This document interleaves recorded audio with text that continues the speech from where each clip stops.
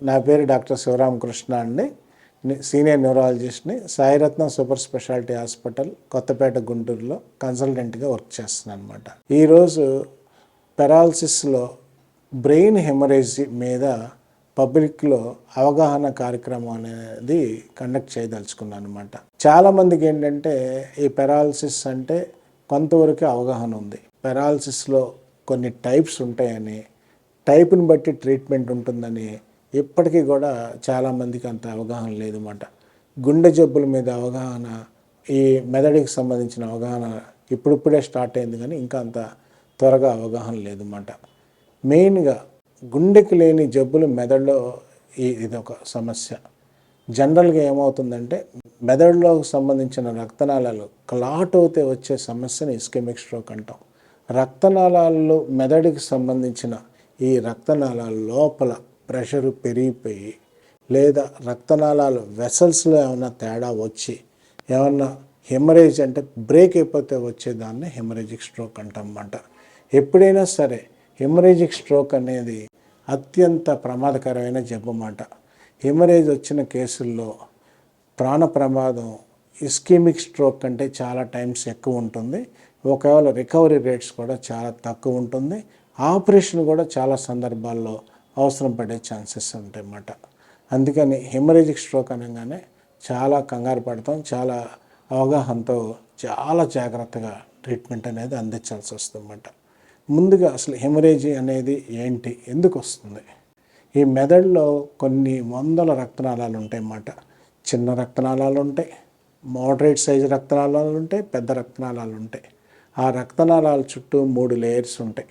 ట్యూనికా ఇంటిమా అంటే లోపల పార్ట్, ట్యూనికా ఇంటర్మీడియా అని, ట్యూనికా ఎక్స్టర్నా అని 3 లేయర్స్ ఉంటాయి.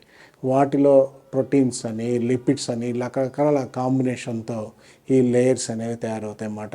ఈ లేయర్స్లో సడన్గా రక్తనాళాల్లో ప్రెషర్ పెరిగినా కానీ, ఈ లేయర్స్లో వీక్నెస్ కానీ ఏమన్నా వచ్చినా కానీ రక్తనాళాలు బ్రేక్ అయిపోయే ఛాన్సెస్ ఉంటాయి. దాన్నే హెమరేజిక్ స్ట్రోక్ అంటామన్నమాట. హెమరేజీ రక్తనాళం బ్రేక్ అవ్వగానే ఇమ్మీడియట్గా మెదడులో రక్తనాళంలో ఉన్న బ్లడ్ హై ప్రెషర్తో మెదడులోకి వచ్చేస్తుంది. దాన్నే హెమరేజిక్ స్ట్రోక్ అంటాం. ఇమ్మీడియట్గా మెదడులో ప్రెషర్ పెరిగిపోయి పేషెంట్ కోమాకి వెళ్ళిపోయే ఛాన్సెస్ ఉంటాయన్నమాట. అందుకని ఎప్పుడైనా సరే హెమరేజిక్ స్ట్రోక్ అనగానే చాలా చాలా జాగ్రత్తగా ట్రీట్మెంట్ అనేది ఇవ్వాల్సి వస్తుందన్నమాట. దీనికి రకరకాల కారణాలు ఉంటాయి. మీరు అందరూ చాలా ఆశ్చర్యపోతారు. హెమరేజిక్ స్ట్రోక్ కానీ, బ్రెయిన్కి సంబంధించిన ఇస్కెమిక్ స్ట్రోక్ కానీ చాలా ఇంపార్టెంట్ కాజ్ ఏంటంటే బీపీ.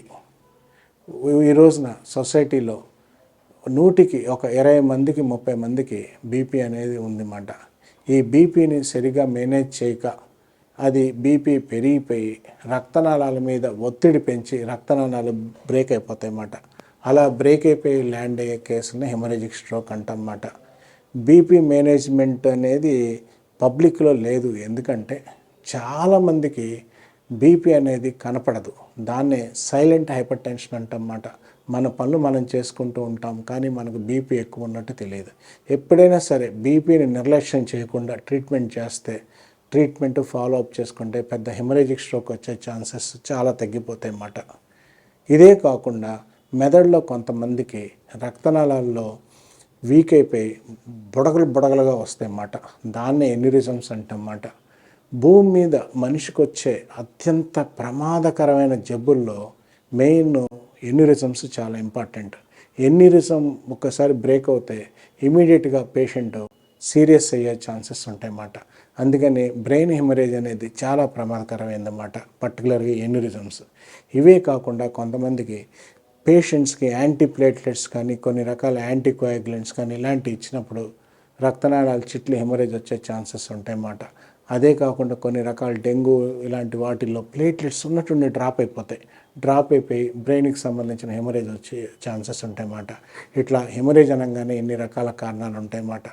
హెమరేజ్ రాగానే పేషెంట్లకి ఏమవుతుందంటే విపరీతమైన తలనొప్పి, జీవితంలో భరించలేనంత తలనొప్పి, మనిషి మగతగా అయిపోతాడు, డ్రౌజీ అయిపోతాడు, ఫిట్స్ రావచ్చు, కాలు చేయి చచ్చబడిపోవచ్చు, లేదా అన్ని రకాల కాంబినేషన్స్ ఒకే పేషెంట్లో వచ్చే ఛాన్సెస్ ఉంటాయన్నమాట. ఇవన్నీ రాగానే వెంటనే ఈ జబ్బుని ఈ లక్షణాలను పెట్టి కొంత అర్థమవుతుంది, కానీ 100% అర్థం కాదు. మెదడులో ఏం జరిగింది అనేది. మెదడుకి సంబంధించిన టెస్టులు ఉంటాయి, పర్టికులర్గా సిటీ స్కాన్ అని, ఎంఆర్ఐ అని ఉంటుందన్నమాట. సిటీ స్కాన్లోను ఎంఆర్ఐలోను మనం ఈ కేసులను చక్కగా ఐడెంటిఫై చేయొచ్చు అన్నమాట. కొన్ని రకాల కేసుల్లో రక్తనాళాలు స్టడీ చేయాలి. రక్తనాళాల స్టడీ ఎందుకు చేయాలి? ఇందాక చెప్పాను కదా, రక్తనాళాలకు సంబంధించిన బుడిపులు కానీ ఏమన్నా ఉంటే ఎన్యూరిజమ్స్ ఏమన్నా వచ్చేసి బ్రేక్ అవ్వచ్చు. కానీ యాంజియోగ్రాము, దాంతోపాటు రక్తనాళాల్లో platelet count, bleeding time, clotting time ఇలాంటివి చేసి హెమరేజిక్ స్ట్రోక్ ఎందుకు వస్తుంది అనేది డయాగ్నోస్ చేయాల్సిన అవసరం చాలా ఖచ్చితంగా ఉందన్నమాట. దాన్ని చేసిన తర్వాత దానికి సంబంధించిన ట్రీట్మెంట్ ఉంటుందన్నమాట. కొన్ని రకాల ఇంజెక్షన్స్ ఉంటాయి.